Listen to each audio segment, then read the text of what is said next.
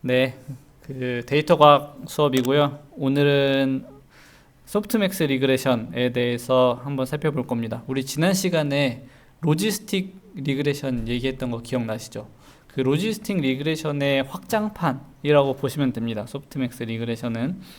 그래서 한번 그 지난 시간에 배웠던 거 잘 그 상기하면서 들어보시면 좋을 것 같습니다. 근데 참 복습도 할 거예요. 네, 그 회귀 분석 이제 오늘 이 슬라이드 세 번째 보여드리는 건데 이제 좀 이해되시죠? 회귀 분석 느낌 아시죠?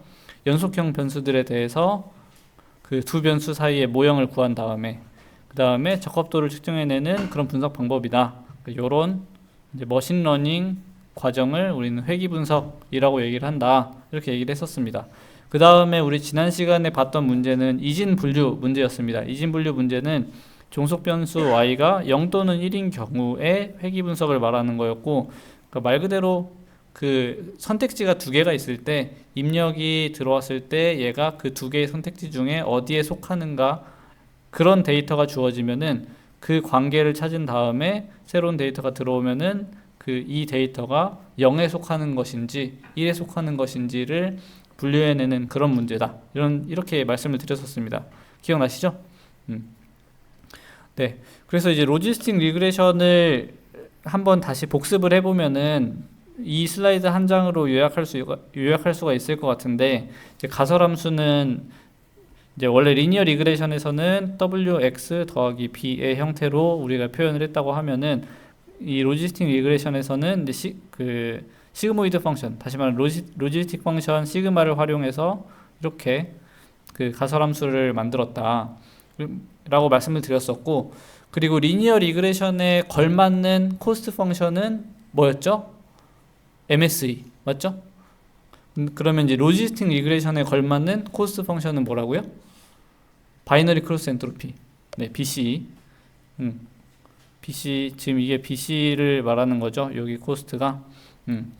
이런 코스트 펑션이 걸맞는다. 그렇게 말씀을 드렸었고, 그리고 이제 코스트를 구할 수가 있으니까, 코스트를 구할 수가 있으니까 그 코스트의 기울기를 W와 B에 대해서 구한 다음에 그 기울기의 반대 방향으로 값을 계속해서 업데이트해 나가는 그레디언트 디센트 방식으로 적절한 W 값과 B 값을 찾을 수 있다. 이렇게 말씀을 드렸었습니다. 기억나시죠? 네, 여기까지가 로지스틱 리그레션 복습이었는데요. 요거를 조금 이런 뭐 리니어 리그레션, 로지스틱 리그레션 이런 것들을 시각화하거나 이제 표현하는 방법에 대해서 잠깐 그 얘기를 하고 넘어가도록 하겠습니다. 이제 가설함수 hx는 조금 전에 말씀드렸던 대로 이렇게 생겼고, 요거를 이런 식으로 시그모이드 펑션을 사용해서 표현할 수가 있었어요. 그죠? 여러분들 뭐 머신러닝이나 뭐 딥러닝 이런 것들 얘기 들을 때 요런 비슷한 그림 보신 적 있나요? 많이 보시죠? 막 뭐 딥러닝 하면은 뭐 이런 그림 많이 그리잖아요. 막 이렇게 해놓고 막 이렇게 막 이런 거 보신 적 없어요? 보신 적 있죠? 응.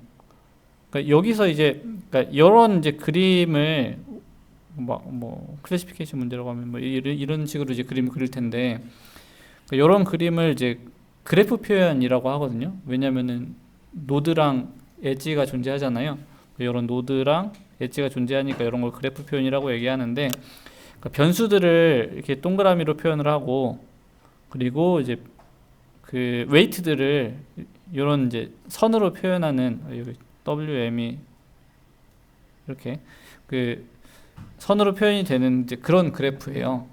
그러면은 요 변수랑 그 웨이트랑 곱해져서 이쪽으로 가고, 이 변수랑 웨이트랑 곱해져서 이쪽으로 가고, 걔네들이 전부 다 합산되고, 그죠? 합산된 다음에 그러면 이제 z라는 값이 나오는데, 그 z라는 값을 이제 시그모이드 펑션에 그 입력으로 주면은 최종적으로 뭐 y 햇, 그러니까 y의 예측 값이 이제 나오는 거죠. 뭐 h라고도 하고 y 햇이라고도 합니다. 이런 식으로 우리가 그림으로 표현할 수가 있을 것 같아요. 그죠? 이런 그림이 주어지면은 아, 이게 어떤 걸 의미하는구나 대충 따라가실 수 있겠죠? 네.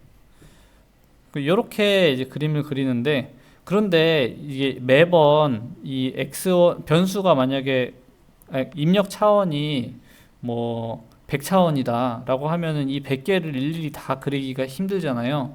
그래서 우리가 이런 식으로도 표현을 합니다.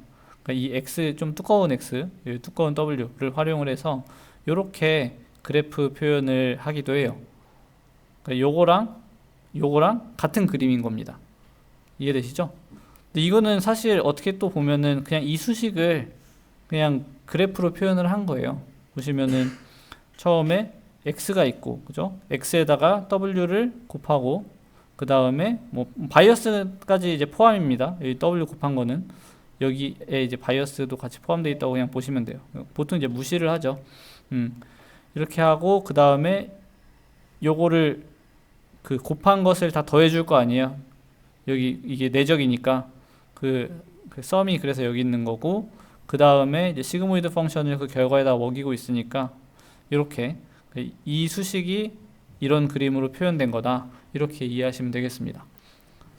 됐죠? 그래서 이런 그림이 주어지면은 이게 변수고 웨이트고 합하는 거고, 여기에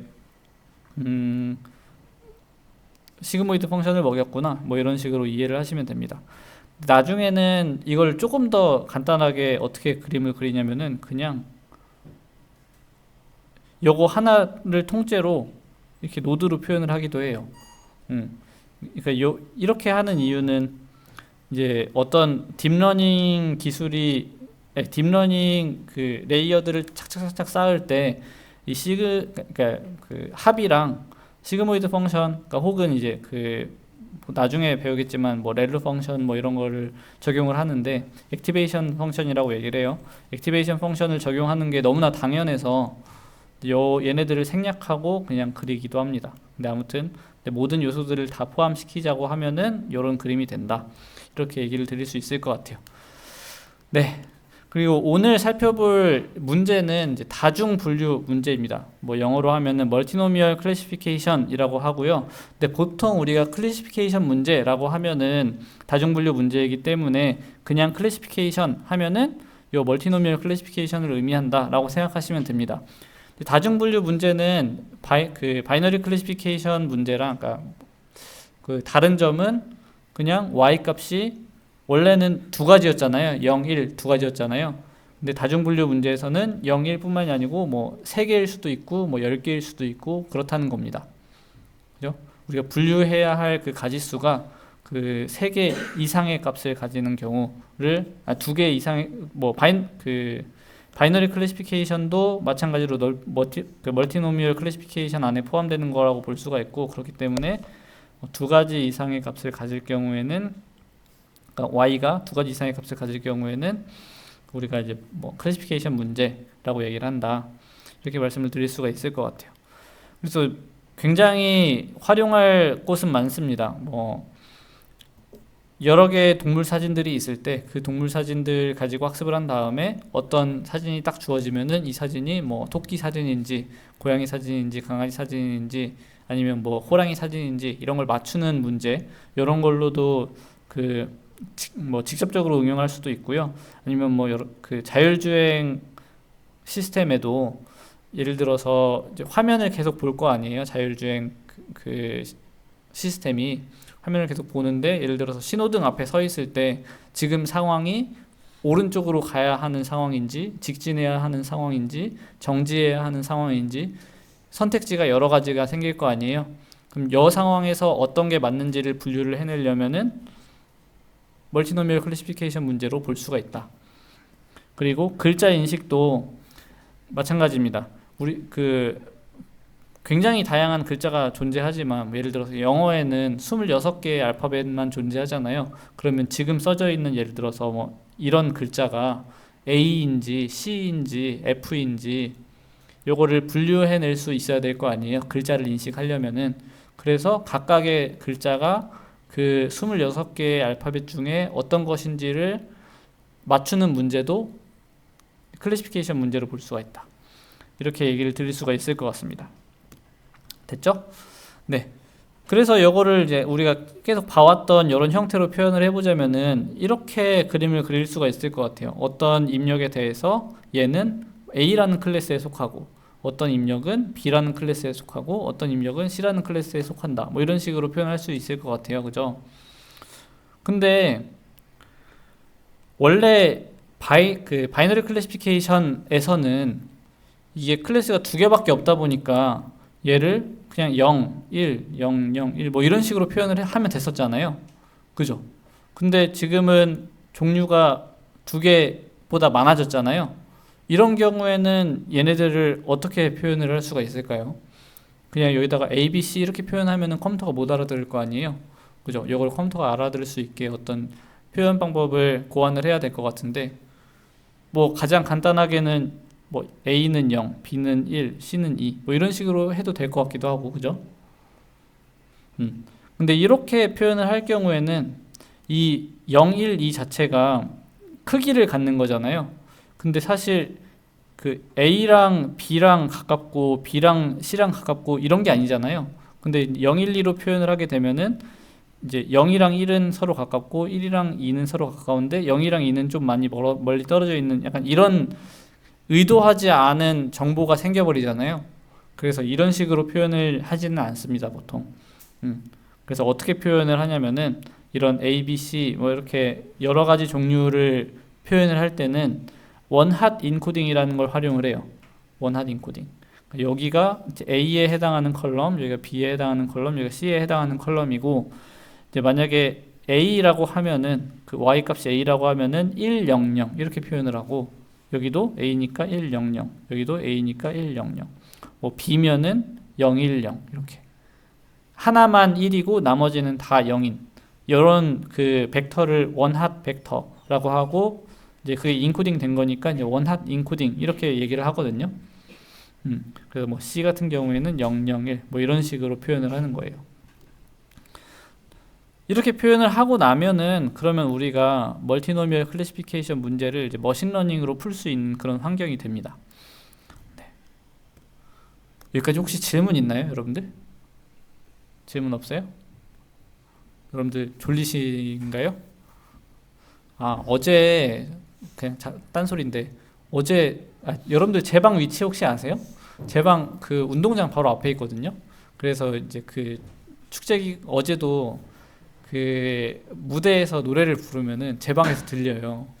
근데 그게 너무 좋더라고요. 이제 그 부금 깔리는 느낌이라서 되게 좋았는데 어제 한 2시쯤이었나? 3시쯤이었나? 잘 시간은 정확하게 기억이 안 나는데 그 어떤 그 아마도 하구겠죠? 여하구 분이 천년의 사랑을 부르는 거예요. 근데 엄청 잘 부르던데요? 혹시 들은 사람 있어요? 뭐야? 재미없어. 여러분들 대학생활 잘 즐기시길 바랍니다. 아니면 그냥 저랑 얘기하기 싫으신 거죠? 차라리 그게 나은 것 같아요. 네. 아, 그래요? 아쉽네. 그리고 뭐 운동장에서 그런 것도 하던데, 멍 때리기 대회 이런 것도 하던데. 네. 저희 연구실 학생도 나갔다가 떨어졌대요. 네. 네, 아무튼 이제 계속 얘기를 해봅시다. 그래서 원핫 인코딩을 사용해서 요 y 값들을 표현할 수 있다. 여기까지 얘기를 했고요. 그러면은 이제 얘네들 이제 클래스라고 얘기를 하는데, 이제 클래스가 K개가 됐잖아요. 지금 이제 3개가 된 거죠. 이렇게 클래스가 3개가 됐으면은 이때 어떻게 멀티노미얼 클래시피케이션을 할 수가 있냐면은 가장 직관적인 방법은 우리가 이미 바이너리 클래시피케이션을 할 수가 있잖아요. 이진 분류를 할 수가 있잖아요. 그러면은 K번 이진 분류를 하는 거예요. 무슨 얘기냐면 먼저 여기에 있는 두 컬럼을 지우고 여기 있는 데이터들을 가지고 바이너리 클래시피케이션을 하는 거죠. 그러니까 바이너리 클래시피케이션을 한다는 게 사실은 이 데이터에서 지금은 그 x1, x2 입력 두 차원에 대해서 지금 얘는 뭐 클래스 A, 얘는 B, 얘는 C인데 요거를 이제 분류를 하고 싶은 거예요. 바이너리 클래시피케이션을 한다는 게 이런 시그모이드 펑션을 가지고 어떤 애들은 0, 어떤 애들은 1 이렇게 분류를 하는 거잖아요. 그럼 여기 이 사이를 우리가 경계로 볼 수가 있겠죠. 그러면은 이렇게 위에서 봤을 때는 여기를 얘는 A 클래스인 애들, 얘네들은 A가 아닌 애들로 보고 이 사이를 이렇게 구분하는 이제 그런 바이너리 클래시피케이션을 진행하면 될 것 같아요. 맞죠? 요거를 이제 굳이 그 시그모이드 펑션을 시각화하자면은 뭐 약간 이런 느낌이 되겠죠. 그죠? 여기가 1이고 여기가 1이고 여기가 0이니까 이런 그림이 이해가 되시나요? 지금 제가 그림을 좀 못 그려서 그런데 그 이렇게 내려오는 그 평면이라고 보시면 돼요. 이제 그런 그 1과 0 사이의 경계를 이렇게 직선으로 이렇게 그린 거죠. 이렇게 나누는 거라고 생각하시면 될 것 같아요. 마찬가지로 이 B에 대해서도 요 앞에 컬럼이랑 요 뒤에 컬럼 지우고 이걸 가지고 바이너리 클래시피케이션을 하면은 이제 얘랑 얘가 아닌 애들 이 두 개로 이제 구분하는 이런 선을 만들면 되겠죠. 그죠? 요 C도 마찬가지로 얘랑 얘가 아닌 애들, 그러니까 C인 애들과 C가 아닌 애들을 구분하는 이런 선을 찾으면 될 것 같아요. 자, 이렇게 찾고 나면은 그러면은 어떤 점이 A에 속하는지 B에 속하는지 C에 속하는지를 어떻게 알 수가 있죠? 이 세 개의 바이너리 클래시피케이션에서 그 시그모이드 펑션을 거쳐서 나온 그 값이 0에서 1 사이의 값일 거 아니에요. 그죠? 예를 들어서 얘 같은 경우에는 뭐 A에 해당하는 그 결과가 뭐 예를 들어서 0.3 이런 식으로 나올 거고, 그죠? 그리고 B에 해당하는 결과는 뭐 예를 들어서 0.9 이렇게 나올 거고, 그죠? C의 경우에는 뭐 0.1 뭐 이런 식으로 나올 수 있잖아요, 그죠? 그러면 이때 A의 결과, B의 결과, C의 결과를 봤을 때 B 값이 제일 크니까 아 그럼 얘는 B에 속한다. 이런 식으로 우리가 클래시피케이션 문제를 풀 수 있을 것 같습니다.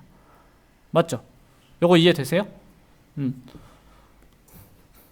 그래서 이제 각각의 이진 분류를 진행을 한 다음에 각각의 이진 분류, 그러니까 여기를 A, B, C로 보고 이 A를 위한 웨이트, B를 위한 웨이트, C를 위한 웨이트 각각 둔 다음에 걔네들을 전부 다 이진 분류를 진행을 해보는 거예요. 이진 분류 진행한 다음에 그 다음에 여기서 나오는 출력된 결과, 뭐 아까 전에 뭐 예를 들어서 뭐 0.3, 0.9, 뭐 0.1 이렇게 있었다고 치면은 이 중에 뭐 얘가 제일 크니까 얘를 선택한다. 이런 식으로 보면 될 것 같습니다. 그러면은 이 출력된 결과를 우리가 어떻게 해석을 해야 되는가에 대해서 조금 얘기를 해봐야 될 것 같은데, 뭐 일단 얘네들이 확률은 아니죠. 그러니까 원래 바이너리 클래시피케이션 할 때 얘가 맞을 확률, 아닐 확률로 해서 해석을 할 수가 있었는데, 적어도 지금 같은 경우에는 이 합이 1이 아니기 때문에 확률로 볼 수는 없을 것 같아요. 맞죠? 확률로 볼 수는 없습니다. 그래서 이거를 확률로, 그러니까 지금 나온 그 출력 결과가 합이 1이 아니기 때문에 확률로 해석을 할 수가 없는데, 이걸 확률로 해석하기 위해서는 요 출력들을 노멀라이즈 하면 될 것 같습니다. 맞죠? 이게 그러면은 얘 같은 경우에는 이 확률이 어떻게 계산되냐면은 0.8 더하기 0.1 더하기 0.5분의 0.8 이렇게 되는 거죠. 그죠? 이런 식으로 계산해서 이거를 확률로 생각할 수가 있을 것 같아요. 맞죠? 그러면은 이 시그모이드랑 요 정규화하는 이 과정, 요걸 합쳐서 이제 멀티노미얼 클래시피케이션에 사용하는 이제 모델로 볼 수 있을 것 같아요. 맞죠? 근데 이 수식이 굉장히 좀 뭐 많이는 아니지만 약간 복잡해지거든요. 시그모이드가 들어가고 그 다음에 걔네들을 정규화하는 이제 코드가 나오는데 요거를 좀 깔끔하게 만든 그런 함수가 있습니다. 그러니까 다시 말하면은 사실 이렇게 모델을 설계를 해도 실제로 학습을 시켜보면 아주 잘 됩니다. 잘 돼요. 그런데 지금 요 수식 자체가 아주 깔끔하지는 않거든요. 요거를 깔끔하게 정리해 놓은 그런 함수가 하나가 존재해요. 그게 뭐냐면은 소프트맥스라는 함수입니다. 그 시그모이드와 정규화 과정을 한꺼번에 진행할 수 있는 그런 펑션이에요. 근데 보시면은 여러분들 시그모이드 펑션이 어떻게 생겼었죠? 그러니까 로지스틱 펑션이 얘가 어떻게 생겼었냐면은 1 나누기 1 더하기 2의 마이너스 x승 이렇게 생겼었어요. 근데 요거를 정리를 해보면 얘는 1 더하기 2의 x분의 1이고 이거를 또 정리를 해보면은 2의 x승 더하기 1분의 2의 x승 이렇게 되잖아요. 그죠? 이런 형태입니다. 근데 사실 요거 1은 그렇게 사실 여기 숫자가 뭐 2든 3이든 5든 이런 거 상관없어요. 이 그 시그모이드 펑션의 그 본질은 요거분의 요거인 거지. 여기 플러스 어떤 상수가 붙어 있다. 이게 이제 시그모이드 펑션의 본질인 거지. 요 뒤에 있는 상수가 어떻게 변하든 본질은 변하지 않거든요. 그러니까 모양은 그대로 유지가 돼요. 똑같이. 근데 여기 요 수식은 보시면은 여기에서 나오는 어떤 ZA, ZB, ZC에 대해서 얘가 2의 ZA 더하기 2의 ZB 더하기 2의 ZC 분의 2의 ZA 뭐 이런 식으로 되는 거잖아요. 그죠? 그렇기 때문에 요 2의 ZA의 기준에서 봤을 때는 요 뒤에 있는 애들은 상수잖아요. 그러니까 이게 어떻게 보면은 시그모이드 펑션이랑 거의 일치한다. 그러니까 각각의 출력의 입장에서 봤을 때 얘는 얘로 봤을 때도 시그모이드 펑션이고 얘로 봤을 때도 시그모이드 펑션이고 얘로 봤을 때도 시그모이드 펑션인 거예요. 그러니까 소프트맥스는 여러 개의 입력에 대한 동시다발적인 시그모이드 펑션이다 라고 이해하시면 될 것 같습니다. 됐죠? 그러고 이 수식 형태가 이렇게 생겼기 때문에 자연스럽게 이 출력된 값들의 합이 1이 됩니다. 맞죠? 그러니까 얘는 이제 2의 ZA, 2의 ZB, 2의 ZC분의 2의 ZA가 되고 얘는 2의 ZA 더하기 2의 ZB 더하기 2의 ZC분의 2의 ZB가 되고 맞죠? 여기 있는 애는 똑같이 2의 ZA 더하기 2의 ZB 더하기 2의 ZC분의 2의 ZC가 되기 때문에 요 출력 3개를 다 더하면은 1이 되는 거 맞죠? 네.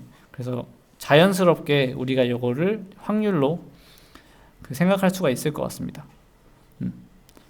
그리고 실제 결과조차도 우리가 확률로 볼 수 있을 것 같아요. 이거는 무슨 말이냐면은 그러니까 어떤 데이터가 주어졌을 때 걔가 클래스 A라고 하면은 A일 확률이 100%, B랑 C일 확률이 0% 이렇게 보면 되는 거잖아요. 그죠?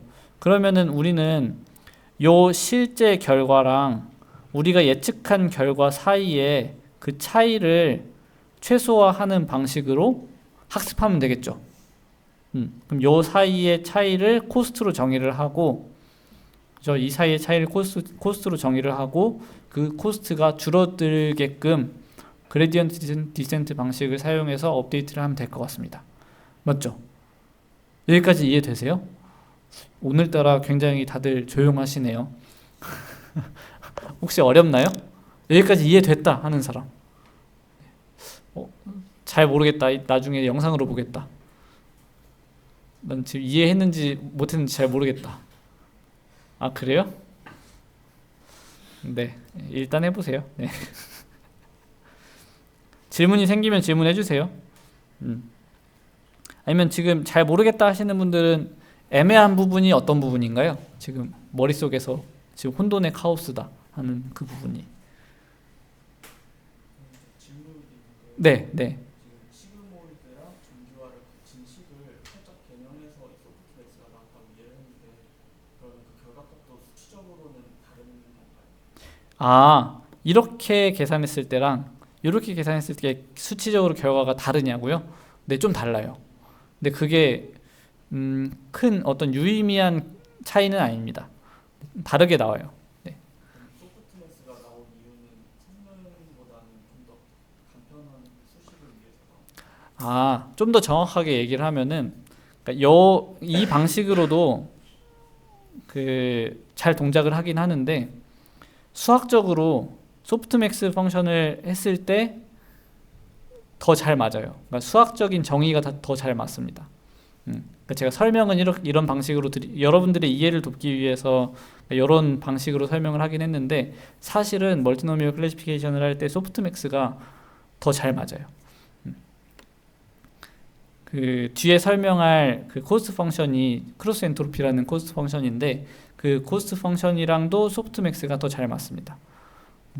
요거는 혹시 끝나고 궁금하시면은 그 수학적인 유도 과정을 제가 설명을 드릴게요. 궁금하신 분들은 끝나고 네. 네, 또 질문 있나요? 없어요? 빨리 해요? 네, 알겠습니다. 넘어가겠습니다. 자, 그럼 사실 소프트맥스에 대한 내용은 이게 거의 다고요. 뒤에 이제 코스트 펑션만 남은 건데 그 뒤에 나가기 전에 그 표현 방법에 대해서 조금 얘기를 드리려고 합니다. 지금 보시면은 그래프 표현으로 이렇게 했잖아요.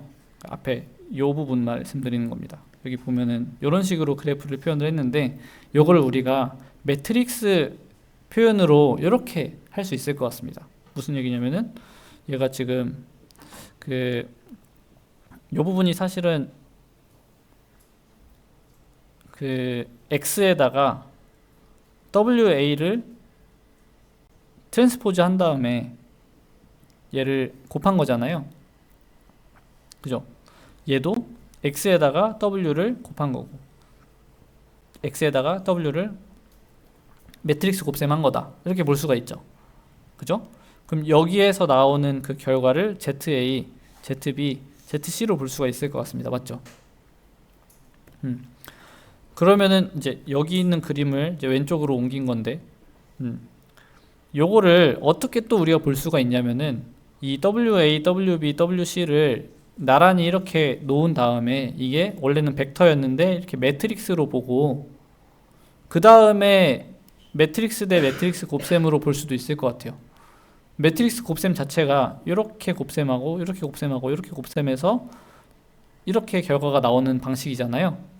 그러니까 다시 말하면은 요거 곱셈한 다음에 요거 나오고 요거 곱셈한 다음에 요거 나오고 요거 곱셈한 다음에 여기에 나오는 거니까 이 세 개의 수식을 이렇게 하나의 수식으로 만들 수 있을 것 같아요. 그죠? 그리고 이 WA, WB, WC를 하나로 퉁쳐서 W로 표현하면은 그냥 X랑 W의 매트릭스 곱셈이다. 이렇게 볼 수가 있겠죠? 네. 이렇게 볼 수가 있을 것 같고 매트릭스 표현으로도 이렇게 표현이 되니까 우리가 굳이 앞에서처럼 이렇게 세 개를 나눠서 표현을 하는 게 아니고 위에 있는 것처럼 그래프 표현도 그냥 X, W, 그러니까 시그마, 그 다음에 요 소프트맥스 이런 식으로 그래프 표현으로 그리기도 합니다. 됐죠? 그러니까 이런 그림들이 나오면은 이게 저걸 의미하는 거구나 이렇게 이해하시면 될 것 같습니다. 그래서 왼쪽과 같은 복잡한 그림이었는데 요거를 오른쪽처럼 간단하게 표현을 할 수 있다. 그러니까 요 그림이 사실은 왼쪽을 의미하는 거다라는 거를 이해하시면 좋을 것 같아요. 됐죠? 근데 이제 더 이상 원래는 보통 우리가 x 진하게 하면은 얘는 벡터였잖아요. 그죠? w도 원래는 벡터였잖아요. 근데 이제 더 이상 얘는 벡터가 아니고 얘는 매트릭스가 되는 거죠. 그 차이가 있다. 그리고 여기에 소프트맥스 펑션이 있다. 됐죠? 네. 자, 이제 그러면 마지막 비용 함수가 남았습니다. 그러니까 비용 함수, 비용이라고 하면은 이제 현재의 가설이 얼마나 잘못되었는가를 나타내는 게 비용이잖아요. 그러니까 실제 값과 지금 우리가 가지고 있는 웨이트들로 계산한 그 예측값이 얼마나 다르냐, 요거를 측정하는 게 비용 함수인데 그 로지스틱 리그레션에서는 우리가 BC를 썼었잖아요. 바이너리 크로스 엔트로피. 그죠? 근데 요번에는 클래스가 여러 개이기 때문에 바이너리 빼고 크로스 엔트로피라는 거를 사용을 하게 됩니다. 이 크로스 엔트로피가 어떻게 계산되는지를 좀 보여드릴게요. 이제 요 그림을 좀 설명을 드리면은 요 왼쪽은 여러분들이 계속 봐왔던 그 트레이닝 데이터입니다. 보면은 어떤 입력에 대해서 이제 어떤 출력이 나온다를 이렇게 적어 놓은 거고, 그리고 우리가 지금 현재 어떤 웨이트랑 어떤 웨이트들을 가지고 있다고 가정을 했을 때 그때 그 요 입력을 가지고 계산을 해보니까, 그죠? 계산을 해보니까 출력을 계산해보니까 뭐 이런 식으로 나왔다고 가정을 하는 거예요. 요 상황은 이해되시죠? 이렇게 나왔다고 가정을 하는 거고, 그러면은 요걸 우리가 해석할 때 여기가 A, B, C라고 했을 때 지금 현재 우리 모델은 이 입력이 주어졌을 때 그 출력이 A일 확률이 0.5고 B일 확률이 0.2고 C일 확률이 0.3이다. 이렇게 얘기를 하는 거죠.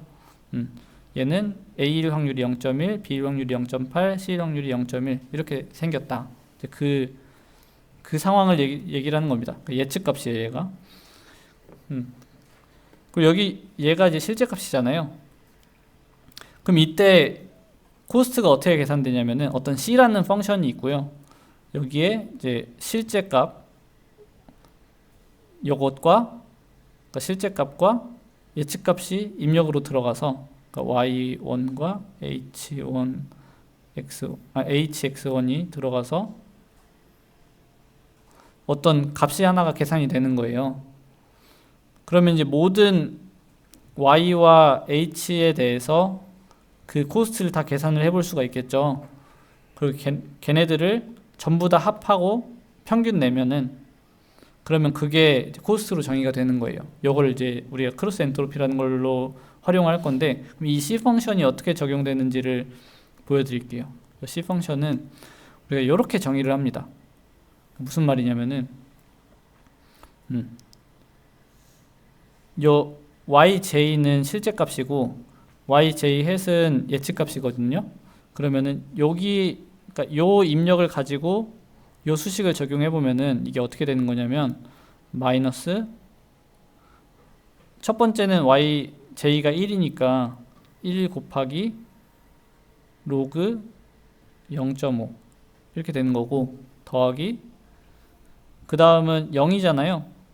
0 곱하기 로그 0.2 더하기 0 곱하기 로그 0.3 이렇게 되는 거니까 0이니까 얘네들은 다 날아가잖아요. 그죠?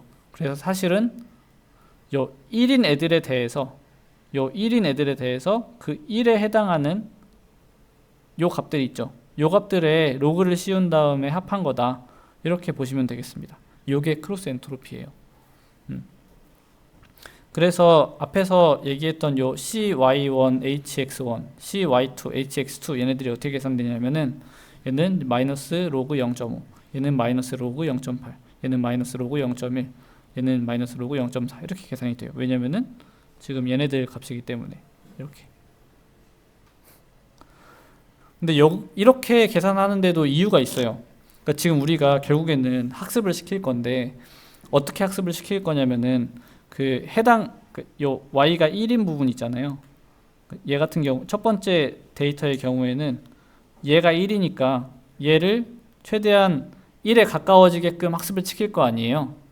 근데 소프트맥스 펑션의 특성상 얘네 세 개의 합이 1이 될 테니까 얘가 1이 되게끔 학습을 하면은 자연스럽게 얘네들이 0으로 떨어지게 됩니다.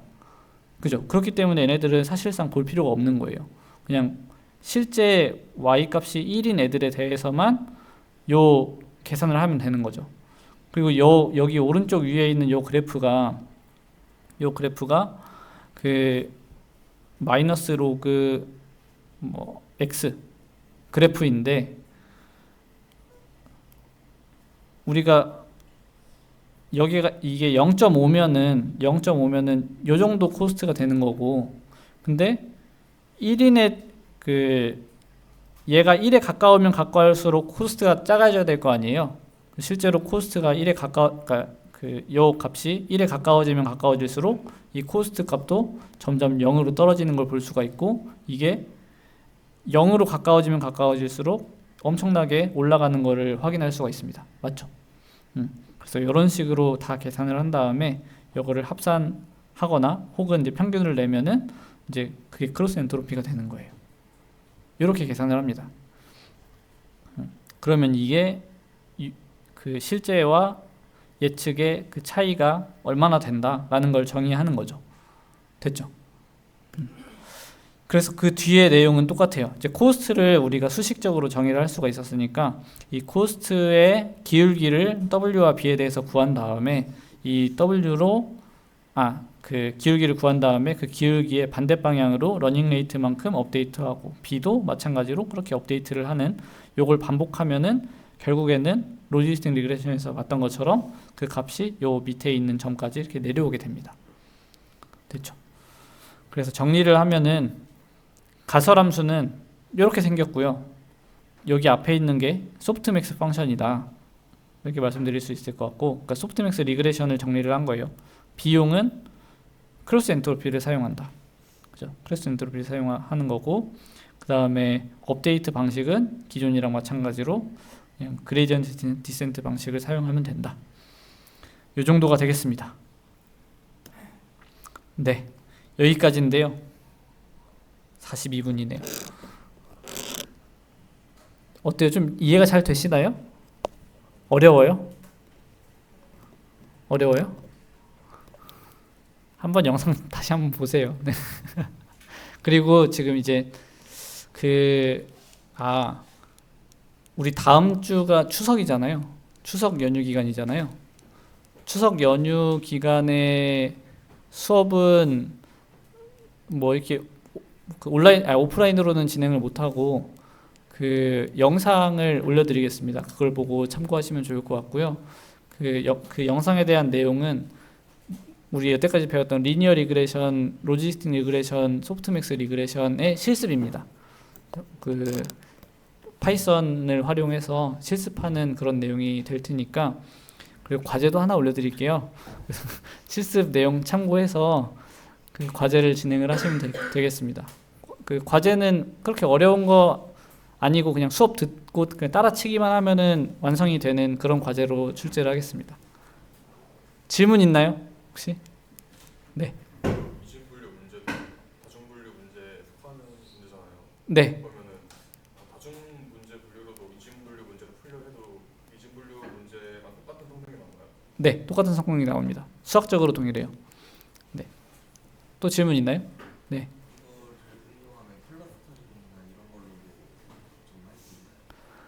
클러스터링. 그거는 좀 어려울 수 있는 게, 클러스터링이라고 하면은 보통 비지도 학습에 속해요. 무슨 말이냐면은 그 y 값이 없습니다. y 값이 없는 상황에서는 머신러닝이 불가능해서, 그러니까 그 리그레션 학습이 불가능해서 이걸로 클러스터링은 하기 힘들 것 같아요. 네, 또 질문 있나요? 네.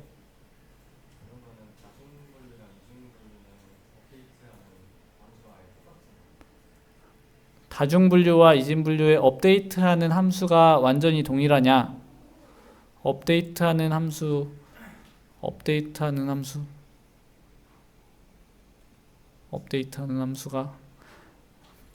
그쵸. 리니어 리그레션, 로지스틱 리그레션 뭐 다 똑같습니다. 다 똑같은데 그 코스트가 다르게 정의가 돼요. 네. 똑같이 다 그레디언트 디센트 방식으로 업데이트가 됩니다. 그걸 말하는 게 맞는지 모르겠는데 아무튼 그렇습니다. 네, 다 동일해요. 예. 또 질문 있나요? 신난다. 오늘 질문 3개나 나왔어요. 또 없어요? 네. 그러면은 여러분들 명절 잘 보내시고요. 오늘 수업은 여기서 마치도록 하겠습니다. 네, 수고하셨습니다. 네.